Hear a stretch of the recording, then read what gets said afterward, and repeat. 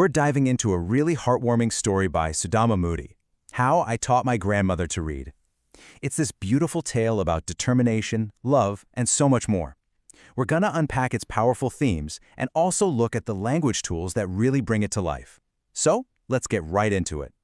Right at the heart of this entire story is one single powerful question. Is there really an age limit on learning?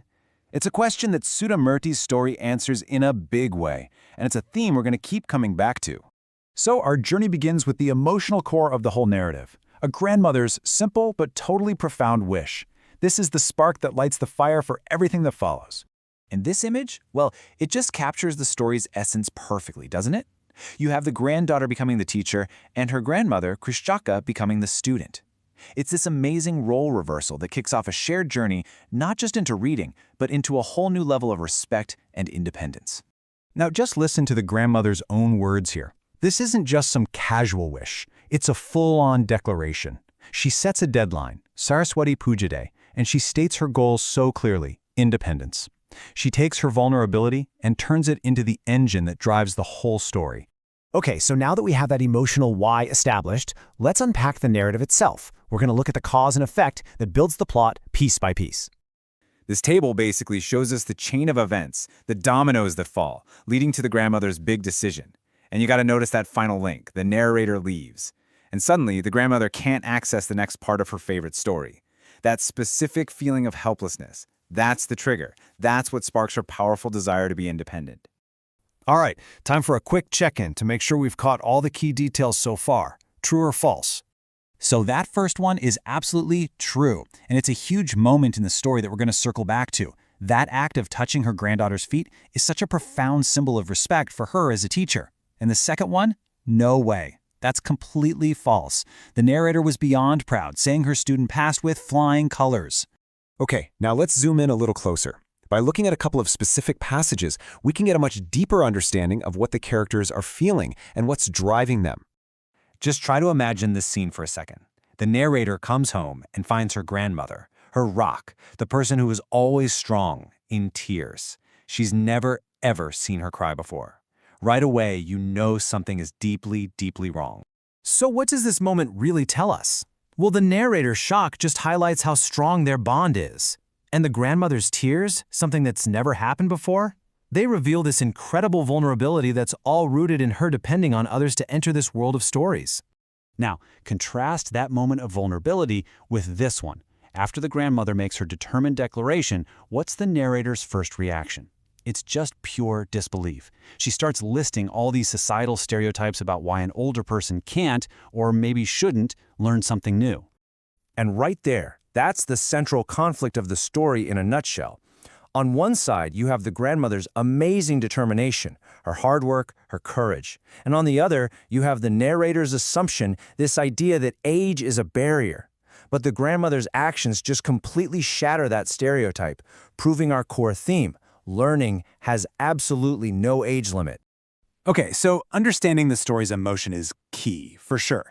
But now let's switch gears and look at the tools the author actually uses to tell it, the words and the grammar. Think of it like we're building a language toolkit to appreciate the story on a whole new level. First up in our toolkit, binomials. Now these are pretty cool. They're basically fixed pairs of words, usually joined by and or, that work together as a single idea. And you probably use them all the time without even thinking about it. These phrases really add so much color to the language. You could say the grandmother was left to sink or swim when the narrator was away. Her progress wasn't on and off. No, she improved by leaps and bounds. See how these pairs create these really vivid, quick pictures? All right, next tool in our kit, prefixes. These are just little additions you pop on the beginning of a word like un or im, and they can completely change its meaning. A lot of the time, they create the exact opposite. You can really see the power of a prefix here. Popular becomes unpopular. Belief becomes disbelief. A simple little addition just flips the whole meaning. And think about the story.